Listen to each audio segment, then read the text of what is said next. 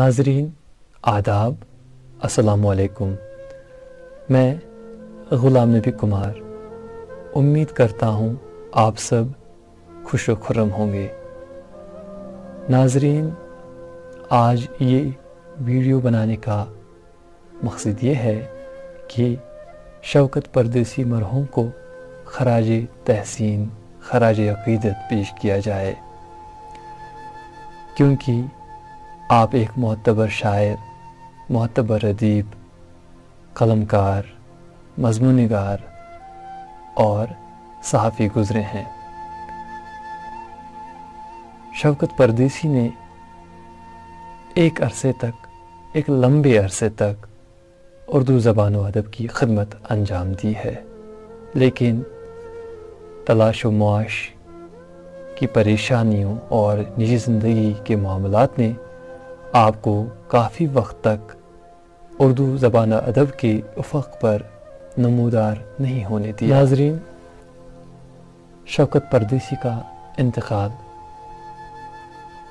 1995 عیسوی میں ہوا تھا، لیکن زندگی میں ان کی کوئی تصنیف شائع نہیں ہو سکی، کیونکہ وہ زندگی بھر زندگی کے مسائل و مصائب میں مبتلا رہے۔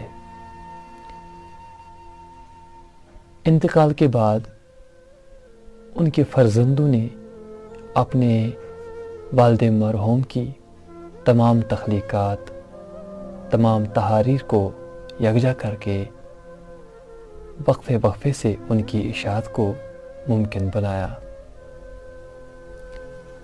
یہی وجہ ہے کہ آج ہمیں شوکت پردیسی کی نظمیں، غزلیں، قطعات، مضامین، یعنی مختلف نوع کی تحاریر پڑھنے کو مل جاتی ہیں۔ ناظرین، اتفاق کی بات یہ ہے کہ 2016 عیسوی میں مجھے پردیسی کے مضامین، یہ کتاب انجمن ترقی اردو ہند سے تبصرہ کرنے کو ملی، جس پر بعد میں ہفتہ وار اخبار ہماری زبان میں تبصرہ بھی شائع ہوا۔ اس کتاب کے بعد میرا ساز نغمہ بار پر دوسرا تبصرہ کتاب نما میں شائع ہوا، جو مکتبہ جامعہ لمیٹڈ سے شائع ہوتا ہے۔ اس کے علاوہ تحفہ اطفال بھی ایک اہم کتاب ہے، جو اس وقت میرے ہاتھ میں بھی ہے۔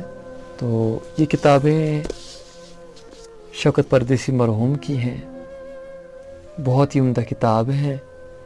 ان میں نظمیں، غزلیں، رباعیات، قطعات، مضامین، سب چیزیں شائع کی گئی ہیں۔ شوکت پردیسی مرحوم کے تعلق سے یہ بات بھی بیان کرتا چاہوں کہ حبیب سیفی صاحب جو ایک اچھے شاعر ہیں، انہوں نے اپنا پی ایچ ڈی کا مقالہ شوکت پردیسی مرحوم پر تحریر کیا ہے، جو بعد میں شائع بھی ہوا۔ ان سب چیزوں کو ملا کر ہمیں شوکت پردیسی مرحوم کی ایک ہمہ جہت شخصیت کا اندازہ ہوتا ہے، ان کی ادبی خدمات سے روشناس ہونے کا موقع فراہم ہوتا ہے۔ لیکن یہ موقع ہمیں فراہم کس نے کیا؟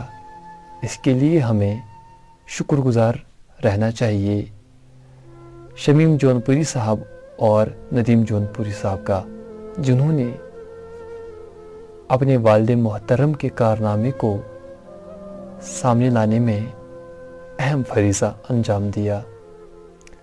اگر وہ یہ کام انجام نہ دیتے اور یقیناً اردو دنیا ایک بڑے ادیب کی ادبی خدمت سے